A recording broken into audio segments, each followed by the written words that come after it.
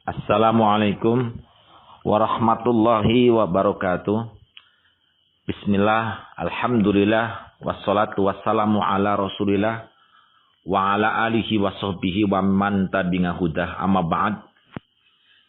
Akhir-akhir ini kita disuguhkan dengan sesuatu yang menyakitkan dan menyedihkan serta membuat kuping kita semuanya panas.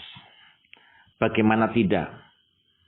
Dari berbagai kalangan banyak yang sudah menyindir, menghina, mencaci para habaib ahlu baiti Rasulullah sallallahu alaihi wasallam. Padahal Allah Subhanahu wa taala menggambarkan ahlul bait di dalam Al-Qur'annya, innama yuridullahu liyudhiba ankum rijsa 'alal baiti wa yutahhirakum tadhhira.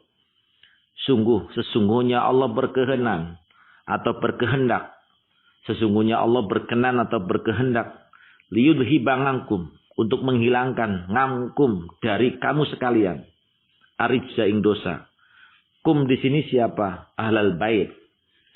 Wa yutahhirakum tadhhira. Allah ingin menghilangkan dosa-dosa ahlul bait dan mensucikannya. Tapi ada ustadz, ada artis, justru mengotorinya, justru membuat kotor dengan kalimat-kalimat yang kotor, mencaci. Ini berlawanan dengan kehendak Allah Subhanahu wa taala. Begitu juga baginda Nabi Muhammad sallallahu alaihi wasallam menyampaikan, inni tarikun fikum ma in tamasaktum lan tadilu. Sesungguhnya aku meninggalkan buat kamu sesuatu itu jika engkau pegangi lan tadilu, tidak akan pernah sesat. Apa? Kitaballah wa itrati ahli bait. Yang pertama adalah Al-Quran sebagai pegangan hidup. Yang kedua adalah keturunan ahlul bait, keturunan dari Sayyidatina Aisyah radhiyallahu anha ila yaumil qiyamah. Begitulah yang dikatakan oleh An-Nawawi dalam kitab Al-Muhadzab atau Syarah Muhadzab. Subhanallah, artinya membenci, menghina ahlul bait. Ini adalah berlawanan dengan pesan yang disampaikan oleh baginda Nabi Muhammad sallallahu alaihi wasallam. Jika engkau ingin lurus perjalanannya, tidak sesat, maka jangan hina keturunan baginda Nabi Muhammad sallallahu alaihi wasallam. Tentu baginda Nabi kalaulah tahu cucu-cucunya dihina oleh kita, apakah Nabi diam saja? Tentu Nabi tidak ridho. Tentu Nabi tidak ikhlas. Apalagi kalau melihat hadis yang diriwayatkan oleh Hakim. La yubghidu ahlul baiti ahadun illa adkhalahun nar. Tidaklah seseorang benci kepada ahlul bait, benci kepada Habib, kecuali Allah memasukkan dia ke dalam neraka. Inna sani'aka wal abtar. Tentu di dunia dia akan dihinakan oleh Allah, dihinakan oleh baginda Nabi, dihinakan oleh orang-orang yang mencintai baginda Nabi Muhammad sallallahu alaihi wasallam. Kenapa mereka mencaci? Kenapa ustadz ada yang mencaci Habib? Kenapa juga artis ada yang mencaci Habib? Yakinlah mereka mencaci karena dunia. Entah backgroundnya politik, entah backgroundnya tenar, popularitas, entah backgroundnya dunia-dunia yang lain. Misal beda pandangan, beda pendapatan, tapi kalau disimpulkan karena hubud dunya, ra'su kulli khati'ah, cinta kepada dunia, inilah pangkal kesalahan. Sampai-sampai saking kesensemnya dengan dunia, entah itu jabatan, tahta, ataupun wanita, ataupun harta, sehingga hidayah-hidayah itu akan mental dari hatinya.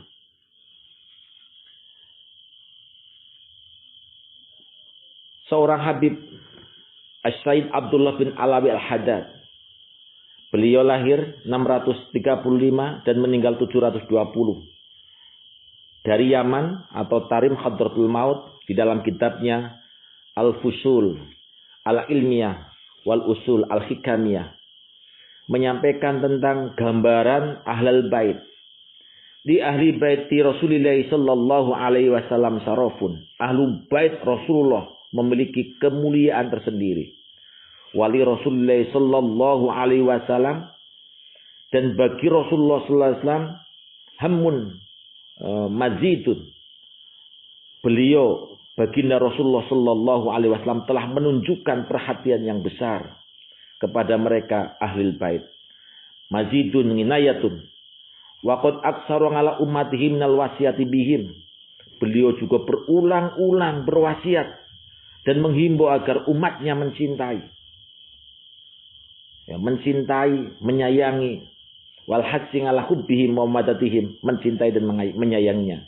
Wa bidzalika amarallahu ta'ala fi kitabi. Dengan itulah Allah Subhanahu wa taala memerintahkan di dalam kitabnya, di dalam firman-Nya, "Qul la as'alukum 'alaihi ajra illal mawaddata fil qurba." Katakan wahai Muhammad, tidak aku meminta sesuatu balasan kepada mereka kecuali mencintai pada kerabatku. Mencintai kepada kerabatku. Yang dimaksud dengan kerabat di sini adalah ahlul bait. Asy-Syura ayat 23. Coba dari kutipan ayat tersebut dapat ditegaskan bahwa kaum muslimin memang harus menghormati, harus mencintai ahlul bait. Bukan saja karena kekerabatan mereka dengan Rasulullah, tetapi juga karena Allah telah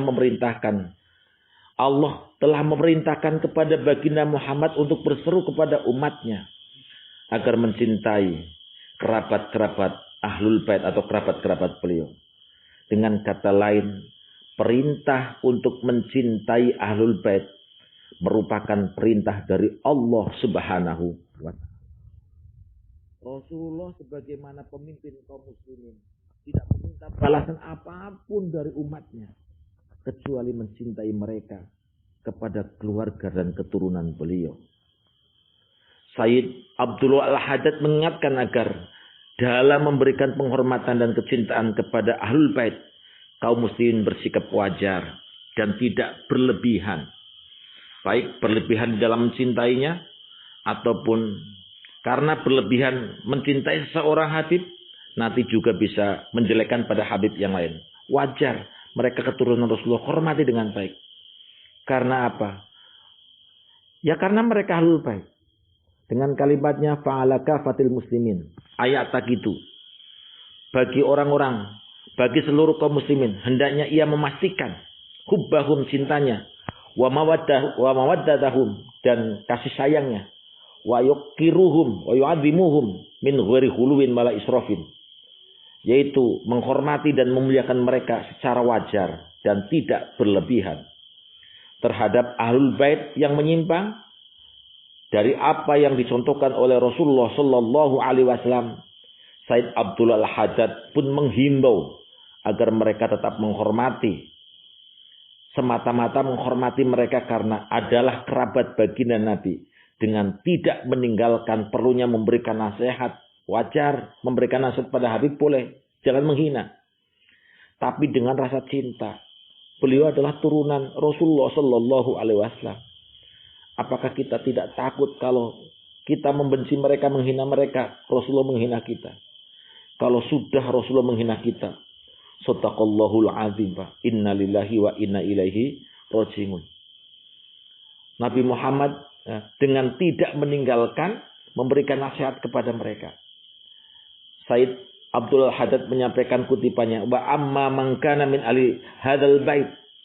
Adapun mereka yang berasal dari keluarga laisa ala misli taraiki aslafihim at-tahirin.